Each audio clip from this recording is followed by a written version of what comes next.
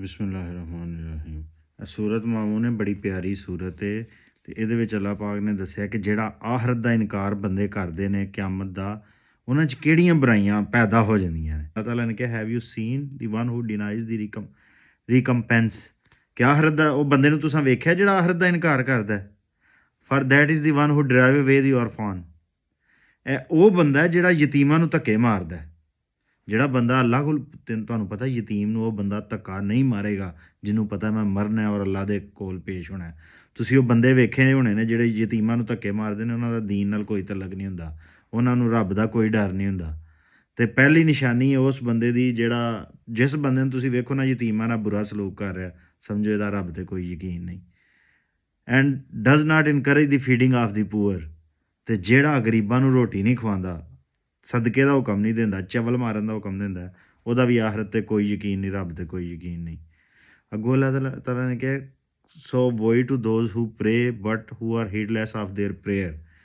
ਖਰਾਬੀ ਉਹਨਾਂ ਨਮਾਜ਼ੀਆਂ ਵਾਸਤੇ ਜਿਹੜੇ ਹੀਡਲੈਸ ਨੇ। ਹੀਡਲੈਸ ਦਾ ਮਤਲਬ ਹੁੰਦਾ ਹੈ ਕਿ ਜਿਹੜੇ ਧਿਆਨ ਹੀ ਨਹੀਂ ਕਰ ਰਹੇ ਆਪਣੀ ਨਮਾਜ਼ 'ਚ। ਸਾਡੇ ਹਾਰ ਦੇ ਬੰਦੇ ਹਜ਼ਰਤ ਸੁਲਤਾਨ ਬਹੂ ਨੇ ਫਰਮਾਇਆ ਜੋ ਦਮ ਗਾਫਲ ਸੋ ਦਮ ਕਾਫਰ, ਸਾਨੂੰ ਮੁਰਸ਼ਦ ਇਹ ਪੜ੍ਹਾਇਆ ਹੋ ਕਿ ਜਿਹੜੀ ਸ਼ੈ ਤਵੱਜੋ ਨਾਲ ਧਿਆਨ ਨਾਲ ਤੁਸੀਂ ਨਹੀਂ ਕਰ ਰਹੇ, ਉਹ ਤੁਹਾਡੀ ਈਮਾਨ 'ਚ ਨਹੀਂ ਗੁਜ਼ਰ ਰਹੀ। ਈਮਾਨ ਨਾ ਹੀ ਤਵੱਜੋ ਦਾ, ਧਿਆਨ ਦਾ, ਅੱਲਾ ਦੇ ਡਰ ਦਾ। ਦੁਆ ਸਾਡੇ 'ਚ ਵੀ, ਮੇਰੇ 'ਚ ਵੀ ਪੈਦਾ ਹੋਏ, ਤੁਹਾਡੇ 'ਚ ਵੀ ਹੋਏ। Those who make show off there deeds, ਉਹ ਵੀ ਬੰਦੇ ਆਖਰਤ 'ਤੇ ਯਕੀਨ ਨਹੀਂ ਰੱਖਦੇ ਆ। ਉਹਨਾਂ ਦੀਆਂ ਲਿਸਟ ਹੋਈਆਂ ਨੇ ਜਿਹੜੇ ਆਪਣੇ ਨੇਕੀਆਂ ਨੂੰ ਵਿਖਾਉਂਦੇ ਨੇ। ਅਤੇ ਇੱਕ ਆਖਰੀ ਤਰਜਮਾ ਅਸੀਂ ਪੜ੍ਹਦੇ ਹੁੰਦੇ ਹਾਂ and withhold simple assistance. ਇਹਦਾ ਉਰਦੂ ਤਰਜਮਾ ਅਸੀਂ ਪੜ੍ਹਦੇ ਹਾਂ ਕਿ ਖਰਾਬੀ ਹੈ उन लोगों के लिए जो बरतने की चीज़ मांगे नहीं देते। तो मैं ਇਹਦੀ ਸਮਝ ਮੈਨੂੰ ਕੀ ਹੁੰਦੀ ਸੀ, ਕਿਉਂਕਿ ਬਰਤਨੇ ਦੀ ਚੀਜ਼ ਮੈਂ ਸਮਝਦਾ ਹਾਂ ਕਿ ਕਿਸੇ ਕੋਲੋਂ ਕੋਈ ਮੋਟਰਸਾਈਕਲ ਮੰਗ ਲਿਆ, ਗੱਡੀ ਮੰਗ ਲਈਏ, ਕਿਸੇ ਹਮਸਾਈ ਨੇ ਤੁਹਾਡੇ ਕੋਲੋਂ ਕੋਈ ਕੁੱਕਰ ਮੰਗ ਰਿਹਾ, ਭਾਂਡਾ ਮੰਗ ਲਿਆ, ਜਿਹੜਾ ਕੋਈ ਰੋਟੀ ਮੰਗ ਲਈਏ, ਕੋਈ ਦਹੀਂ, ਲੱਸੀ, ਪਾਣੀ, ਬਰਫ਼, ਜਿਹੜੀ ਵੀ ਇੱਕ ਦੂਜੇ ਕੋਲ ਛੋਟੀਆਂ ਮੋਟੀਆਂ ਚੀਜ਼ਾਂ ਮੰਗਦੇ ਹੋ ਜਿਨ੍ਹਾਂ ਨੂੰ ਦੇਣ ਨਾਲ ਫ਼ਰਕ ਨਹੀਂ ਪੈਂਦਾ, ਉਹ ਵੀ ਇੱਕ ਮਤਲਬ ਹੈ ਕਿ ਖਰਾਬੀ ਹੈ ਉਹ ਲੋਕਾਂ ਦੀ, ਉਹ ਆਖਰਤ 'ਤੇ ਯਕੀਨ ਨਹੀਂ ਰੱਖਦੇ, ਜਿਹੜਾ ਛੋਟਾ ਮੋਟਾ ਵੀ ਕੰਮ ਨਹੀਂ ਕਰ। ਇੱਥੇ ਜਿਹੜਾ ਤਰਜਮਾ ਹੋਇਆ ਨਾ and withhold simple assistance. Simple assistance ਕੀ ਹੁੰਦੀ ਹੈ? ਛੋਟੀ ਛੋਟੀ ਨੇਕੀ।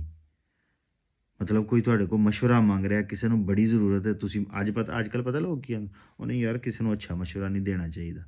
ਭਾਈ ਤੁਸੀਂ ਅੱਛੇ ਹੀ ਨਹੀਂ ਹੈ। ਜਿਹੜਾ ਇਨਸਾਨ ਅੱਛਾ ਹੈ, ਅੱਜ ਦਾ ਦੌਰ ਨੇਕੀ ਦਾ ਨਹੀਂ ਰਿਹਾ। ਕਿਉਂ ਜੀ? ਨੇਕੀ ਦਾ ਸ਼ੁਰੂ ਦਾ ਦੌਰ ਸੀ, ਨਬੀ ਕਰੀਮ ਸੱਲੱਲਾਹੁ ਅਲੈਹਿ ਵਸੱਲਮ ਦੇ ਦੌਰ 'ਚ ਵੀ ਬੁਰੇ ਅੱਛੇ ਬੰਦੇ ਸਨ। ਨੇਕੀ ਦਾ ਹਮੇਸ਼ਾ ਹੀ ਦੌਰ ਰਹਿਣਾ। ਅਤੇ ਜਿਹੜਾ ਬੰਦਾ ਆਂਦਾ ਨੇਕੀ ਹੁਣ ਨਹੀਂ ਕਰਨੀ, ਮੈਂ ਬੜੀਆਂ ਨੇਕੀਆਂ ਕਰ ਲਈਆਂ ਨੇ, ਉਹਨੇ ਕਦੀ ਨੇਕੀ ਨਹੀਂ ਕੀਤੀ, ਉਹ ਸਿਰਫ ਆਪਣੇ ਆਪ ਨੂੰ ਨੇਕ ਸਮਝਦਾ ਹੈ, ਕੋਈ ਨਹੀਂ ਉਹ। ਅਤੇ ਸਿੰਪਲ ਅਸਿਸਟੈਂਸ, ਤੁਹਾਡੀ ਥੋੜ੍ਹੀ ਜਿਹੀ ਮਦਦ ਦੇ ਨਾਲ ਜੇ ਕਿਸੇ ਦੀ ਜ਼ਿੰਦਗੀ ਬਦਲ ਜਾਂਦੀ ਹੈ ਤਾਂ ਤੁਸੀਂ ਨਹੀਂ ਕਰਦੇ, ਅਤੇ ਅੱਲਾ ਕਹਿ ਰਿਹਾ ਕਿ ਤੁਸੀਂ ਆਖਰਤ 'ਤੇ ਯਕੀਨ ਨਹੀਂ ਰੱਖਦੇ। ਲਿਹਾਜ਼ਾ ਇਨਸਾਨਾਂ ਦੀ ਮਦਦ ਕਰਨਾ ਆਖਰਤ 'ਤੇ ਯਕੀਨ ਰੱਖਣ ਦੀ ਸ਼ਰਤ ਹੈ। ਅਸਲਾਮ ਅਲੈਕੁਮ।